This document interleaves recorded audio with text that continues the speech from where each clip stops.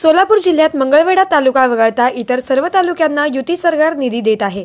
मी विरोधी पक्षाचा आमदार असल्यामुळे मंगळवेढा तालुक्याच्या दुष्काळ 35 गावांच्या मंगळवेढा उपसा सिंचन योजनेला देत नाहीत असे जरी समजले तरी जिल्ह्यातील इतर बऱ्याच तालुक्यांमध्ये विरोधी पक्षाचेच आमदार आहेत।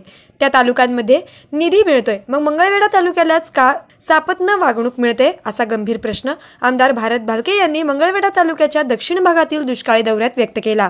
ते नंदेश्वर येथे दुष्काळी दौऱ्यानिमित्त शेतकऱ्यांशी संवाद साधताना बोलत होते। दिनांक 20 रोजी तालुक्यातील दुष्काळी पाहणी व शेतकऱ्यांचे अडीअडचणी जाणून घेण्यासाठी नंदेश्वर, खडकी, भोसे, हुन्नूर, रेवेवाडी, मानेवाडी, महमदाबाद, लोणार, पडोळकरवाडी या गावांमध्ये शेतकऱ्यांशी संवाद साधला। पूर्वीच्या सरकारमध्ये विदर्भ मराठवाड्याचा अनुशेष वगळून 15 वर्षातली पश्चिम महाराष्ट्राची पहिली योजना आहे। ज्या योजनेला मंत्री म्हणत होता येड्यासारखा इथं येऊन शिवतारे, हे गंडवागंडवीचे आहे। म्हणजे आम्ही खोटं खेळलो असं म्हणणं होतं। हायकोर्टानं मान्य केलं। हायकोर्टानं आदेश केल्यावर ह्या सरकारला पुन्हा कॅबिनेटमध्ये मान्यता द्यावी लागली। 3.5 वर्ष तुम्ही का लोकांच्या या जीवांशी खेळला त्याचं उत्तर दिलं पाहिजे। ह्यांच्या जखमीवर तुम्ही मीठ चोळलंय। जर ती योजना मंजूर झाली असेल तर त्याला पैसे दिले असते तर आता पाणी आलं असतं। अजून ते म्हणत होतं, सरकार म्हणत होतं की कोर्टातलं पिटिशन आता हायकोर्टानं रद्द करावं। हायकोर्टमधनं तुमच्यावर विश्वास नाही, आम्ही रद्द करणार नाही। आता त्याला 1 वर्ष झालं बराबर। जानेवारीमध्ये जानेवारी 2017ला निर्णय दिला। 18 जानेवारी होऊन आता 1.5-2 वर्ष झालं।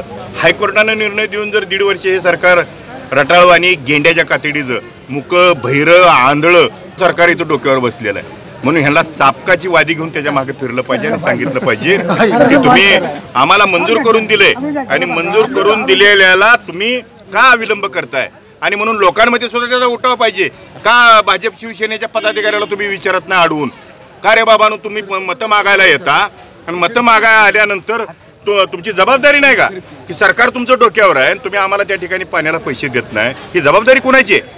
आणि मी विरोधी पक्षाचा आमदार म्हणून तुम्ही जर ह्या योजनेला माड्याला पैसे देताय, अक्कलकोटला दक्षिणला पैसे देताय, करमाळ्याला पैसे देताय, सांगोल्याला पैसे देताय, पंढरपूरला पैसे देताय, मोहोळला पैसे देताय, मंगळवेढ्याने तुमची काही किडी नारळ कापलीत का? सुद्धा लोकांच्या मनामध्ये याची चीड आली पाहिजे। मारलं पाहिजे, मी चुकलो असेल तर मला धरून मारलं पाहिजे, हे लोकांच्या मनात असलं पाहिजे, ही माझं म्हणणं आहे। यावेळी पंचायत समिती सदस्य नितीन पाटील, तहसीलदार आप्पासाहेब समिंदर, महावितरणचे उपकार्यकारी अभियंता संजय शिंदे, गटविकास अधिकारी राजेंद्र कुमार जाधव, तालुका पशुवैद्यकीय अधिकारी डॉक्टर दादासाहेब मेटकरी, रासपचे तालुकाध्यक्ष धनाजी गडदे, संभाजी लवटे, तानाजी काकडे, काँग्रेसचे तालुकाध्यक्ष सुरेश कोळेकर यांच्यासह विविध अधिकारी, पदाधिकारी, शेतकरी, ग्रामस्थ मोठ्या संख्येने उपस्थित होते।